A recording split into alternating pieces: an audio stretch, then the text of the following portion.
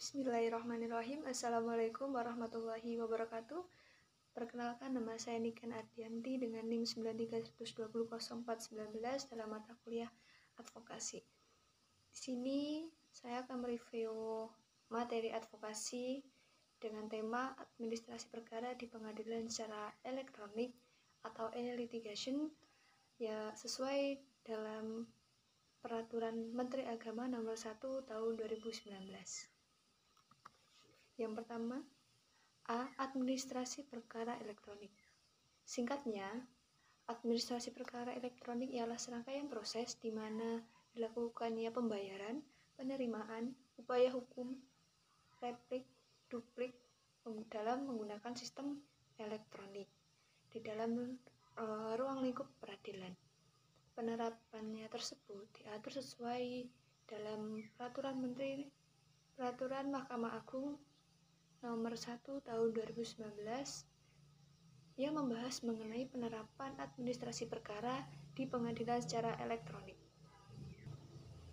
Nah, dalam berperkara nanti terdapat 3 cara untuk mendaftarkan perkara tersebut hingga sampai ke meja pengadilan secara elektronik. Yang pertama ada electronic filing atau e-filing, yakni pendaftaran ini dilakukan secara online, hanya dapat diakses oleh pengguna yang sudah terdaftar. Nah, pengguna yang sudah terdaftar ini sebelumnya telah didaftarkan oleh kuasa hukumnya atau advokat. Yang kedua ada e-payment. Di dalam e-payment ini pembayaran dilakukan secara online juga melalui via transfer atau via ATM. Yang ketiga ada electronic summon, di mana hal tersebut merupakan pemanggilan secara elektronik oleh pihak pengadilan dalam melakukan pemeriksaan dan dilakukannya beberapa kesepakatan dalam berperkara nanti secara elektronik juga. Yang keempat ada elektronik litigasi, di mana persidangan tersebut dilakukan secara elektronik menggunakan proses pemeriksaan dan pengadilannya oleh pihak yang bersangkutan didukung dengan teknologi yang telah disediakan oleh pihak pengadilan. Yang B, ada prosedur penerimaan perkara dalam bidang pengadilan secara elektronik. Prosedur tersebut dalam prosedur penerimaan perkara peradilan secara elektronik termuat dalam bab 4 mengenai tata kelola administrasi secara elektronik juga, dan termaktub dalam Peraturan Mahkamah Agung Nomor 1 Tahun 2019 mengenai administrasi perkara dan persidangan di pengadilan secara elektronik. Prosedur tersebut sudah dijelaskan secara rinci dalam pasal 29, pasal 30, pasal 31, pasal 32, pasal 33, dan pasal 34.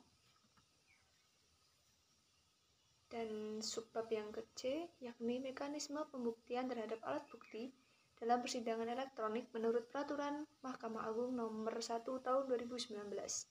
Yang pertama, ada alat bukti berupa surat, yakni para pihak diwajibkan mengupload dokumen berupa bukti surat-surat yang telah bermaterai sebelumnya ke dalam sistem atau website yang telah disediakan.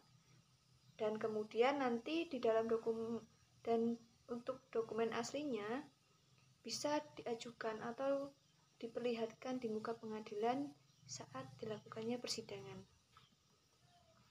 Yang kedua, ada alat bukti berupa saksi, di mana pembuktian tersebut menggunakan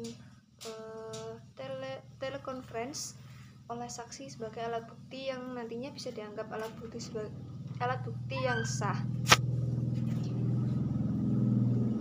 yang sebelumnya telah memperoleh persetujuan terdahulu dari hakim, jaksa, penuntut umum, dan advokat.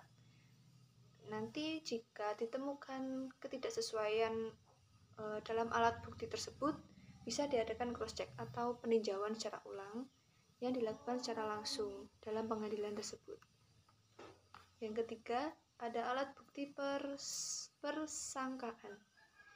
dalam persangkaan tersebut persidangan elektronik, yakni cara bagaimana hakim menilai alat bukti tersebut yang telah disampaikan melalui media elektronik oleh pihak yang berperkara. Yang keempat, ada alat bukti pengakuan.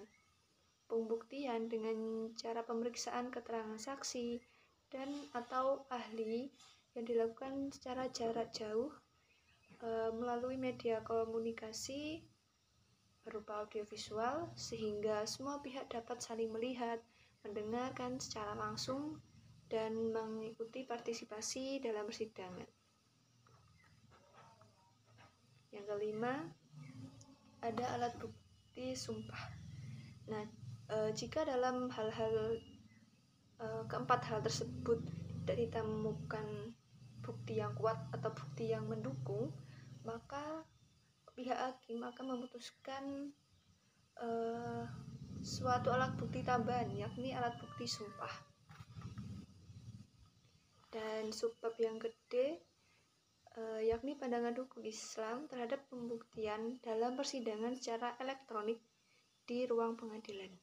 Yang pertama, adanya kesaksian, di mana kesaksian ini merupakan cara bukti yang sangat penting dalam suatu peradilan dalam mengungkapkan suatu jarima.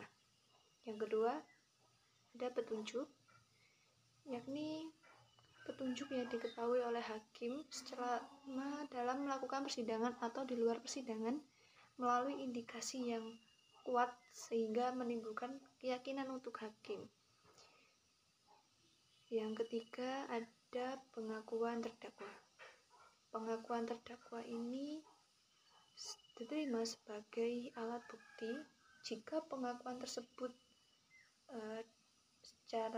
didengar secara jelas, terperinci, dan pasti, sehingga tidak bisa ditafsirkan ulang atau kecuali perbuatan pidana yang dilakukannya tersebut.